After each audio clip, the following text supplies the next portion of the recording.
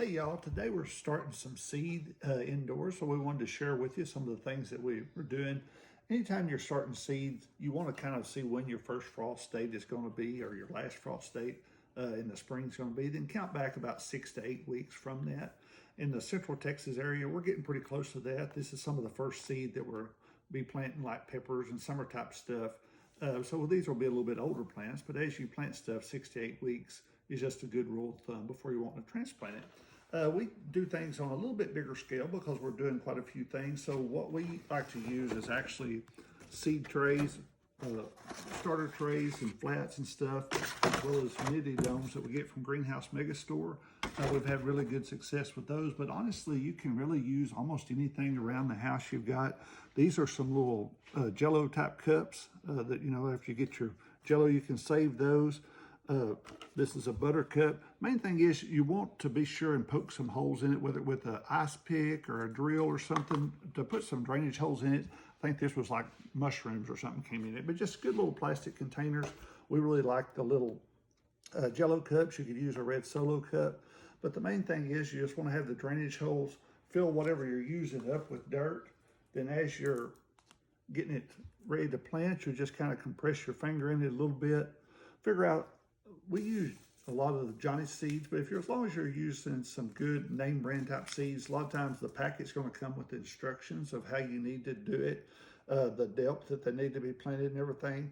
So these are something we're planting at about 1/4 inch deep. So you can use a marker, just any type of blunt object to make you a little hole that's about 1/4 inch deep. Then you'll come along and drop your seed in that. And to be honest with you, if it's a little bit deeper than that, it's not a big deal. It's going to still germinate. Come along, drop your seed down in that hole compression that you made. Try to get one seed in each hole. If you drop two, you can get it out with the tweezers, or you can honestly be okay. Sometimes you'll see plants and stuff you get at the big box store that's got multiple seeds in there. But then you just come along and cover that back up. Push some dirt over that and kind of pack it down a little bit to get the air out, but not real hard. And then you'll water that and put it in a good windowsill. A lot of times just a good light source, something that maybe faces to the west, that's going to get some evening sun or morning sun. Just main thing is it gets some good sunlight. You can also put it under artificial lights, but you'll want to wet this, and I'll show you in a moment kind of how we go about wetting it. But the main thing with having those drainage holes in there, if you were to put too much water in it, it's going to let that soak on through. All right, so now we've gave a good overview of kind of the process. So now we want to take a little bit more of a step-by-step approach. The first thing you want to start out with is a really good potting mix. It'll be something that you'll want to purchase as opposed to using your own garden soil.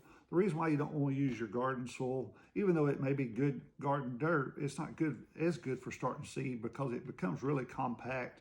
There's going to be weeds in it, weed seed in it. Could also even have fungus or bacteria or something that could actually cause problems with the germination process. Whereas this is a good, and most of your potting mixes are what you're going to be buying in the big box store or online or something. They're, truly potting mixes.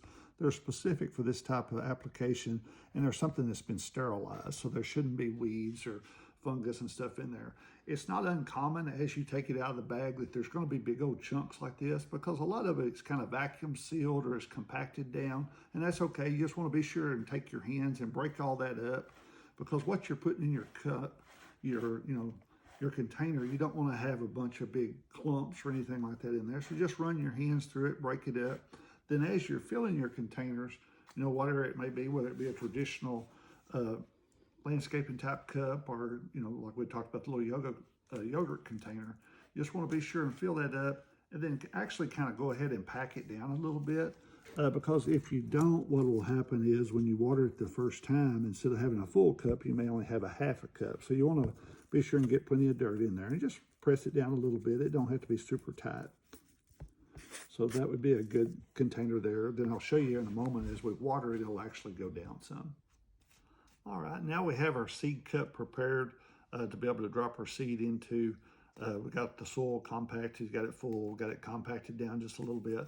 So then, like I said, you want to, depending on what you're planting, you just want to review the back of your seed packet or something you can look up online, because everything's going to be a little bit different. This is a little hybrid sweet pepper we got from Johnny, but it'll talk about the depth of the seed that you want to plant, both whether you're direct planting it in the field as well as if you're going to be starting it indoors or transplant. But it's something you want it to be 1/4 inch deep. So all I like to do is close as you can to the center of the cup so it gives the roots plenty of room to grow. Make you a little compression there, and then depending if it needs to be 1/4 inch, poke you that little hole like we talked about. Go ahead and drop your seed into that, and then you'll just cover that up just a little bit there, just making sure you're kind of getting the air out and it's a good, no air cavities in there. And then what you'll do as this grows some, because we are starting with a small container, which is fine. Normally your cell trays and stuff, you'll see, is kind of a similar type size. But as this plant grows, once it first comes out with its first sprouts, and then when it gets the first couple of true leaves on it, then it'll be at that time you'll have a lot of roots. And the cool thing about a little plastic container like this, you'll actually be able to see your roots establish and grow in there through the plastic. But then you'll want to transplant that over into a bigger cup, because we talked about it being something you want to wait 6 to 8 weeks for it to transplant outside after your last frost. This, it's going to get root bound in something this size, but it's good to start it in a small container, then transplant it over into something bigger, whether it be a red solo cup or the butter dish like we talked about. Another thing you want to think about, and we kind of showed it a moment ago, you really only want to put one seed in there. Some of the back of the packets, like I said, it'll talk about a field application as well as transplanting it. It may say plant them 2 inches apart or 3 inches apart. If you had a little bigger container, you wouldn't want to plant that many seed in it. Just want one seed per container. That way it's got plenty of room to grow, because like we talked about, it's something that needs to have 6 to 8 weeks of grow time in it. And I mentioned a moment ago true leaves. If you don't know what that is, you can actually jump over to our Instagram page at Pippa Hill Farms, or also on Facebook. We've actually did a recent post that'll go into more depth to what the true leaves are. But your first leaves that come when it germinates aren't the true leaves. Then you'll notice after that, you'll start having little true leaves that'll form. But jump over there and it'll go more than in depth into that process. All right, now that we've got our seed planted and everything, just to kind of touch on going over the watering process. The first time, because our potting mix was kind of dry, you'll want to be sure and just do a good soaking water. This is just using a little small water to kind of demonstrate with, because we do have the holes there in the bottom. In a moment, you'll be able to see it dripping out of it, but you want to make sure that it's got good moisture all the way down. So we'll do a little bit more water there. Like I said, this is maybe a little bit more water than you would normally do once you start watering it later on. But that's another cool thing about the little plastic clear cup. It lets you see kind of what the water level is, the moisture level is on your plant there. So now it's almost reached the bottom. It looks like that's about got it. And a little bit, good thing about the drainage holes, if some of it leaks out, well then that's good as well. They'll just keep us from getting too much. So now that we've done a good thorough watering on that, to prepare it for germination, a lot of your seeds, on this being peppers, most of them are going to germinate, as you read on the back of the packet, within about 7 to 14 to even 21 days, depending on the variety. So you want to be sure and watch it to make sure that it's never drying out during that process. You always want to keep some moisture. So one thing you can do on a small scale like this is use some saran wrap to go over that cup, and then you're kind of forming a little homemade humidity dome to kind of help hold that moisture in there. And then main thing you want to do is just take an ice pick or something, just poke you a few little small holes to let a little bit of that moisture out and let it breathe some. What we do on the bigger scale, I showed you the flats and stuff we use from Greenhouse Mega Store. We will actually do the same thing. This one hasn't been planted yet, but once it's been planted, we'll water it, and then they make a humidity dome that will go over that flat, and it'll do the same thing that your saran wrap is. And a lot of times, and we'll talk more about it in a moment, what we like to use on a bigger scale is a germination mat. And it's basically just a heat source that's going to go underneath that flat to help warm it up. And then whether it be in the windowsill, the cup you've got here, as you get that heat, that's when the humidity starts building. It's not uncommon. You'll see water dripping, here. But that just helps keep that moist. All right, now that we've got our seed cup prepared and ready for germination, that you want to be sure, and like we talked about before, you want to be sure and put it in a windowsill of your house. Any window in the house will work, but you'll find the best windows is going to be one that's facing to the south. It's going to get more sun throughout the day. If you're using a window other than that, if it just gets morning sun, well, then you'll want to move it over to a different window in the afternoon where it continues to get sun if it's not south facing. But ideally, you'd like for it to get about 6 to 8 hours of sunlight a day to help with that germination process. It's just going to help warm that soil up.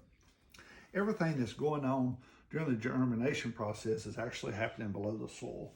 What we like to use on a little bit bigger scale, we use a heat mat. We're able to put about 4 to 5 different flats across here, and it just kind of helps with that germination. What a heat mat does, if you're using it, you can use any room of the house or any room. It doesn't have to have any sunlight, but it actually warms the soil, kind of like a heating pad you might put on your back. It's going to warm that soil up, and it just aids in the germination process.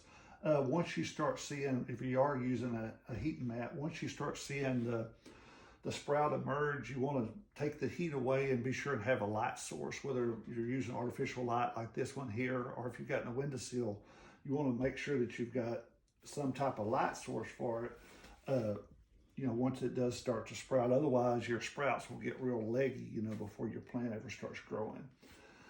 So actually, the thing to think about on the heat mat as well, if you are using an artificial light source and using a heat mat, once the sprouts start to germinate and start to pop up, you want to actually turn off the mat at that time. Here's some kale that we germinated. This is about 10 days old. Something that we use on the heat mat, but once it starts germinating, like I said, we'll take the heat source away, then use artificial light is what we put on it. Any type of light will work. The more full spectrum the light is, the better it is for the plant. They make grow lights that you can purchase online or in different big box stores. This is just a regular T8 fluorescent light. But like I said, the more full spectrum it is, the better, but you can really use any type of light source. Something else you want to think about, if you are using lights, you don't want to just use the overhead room light. That's not going to put off enough light for the plants, but whatever you're using, you want to be about 6 inches or so if you are using artificial light from the top of the plant. That way it's getting as much light from that light source as possible.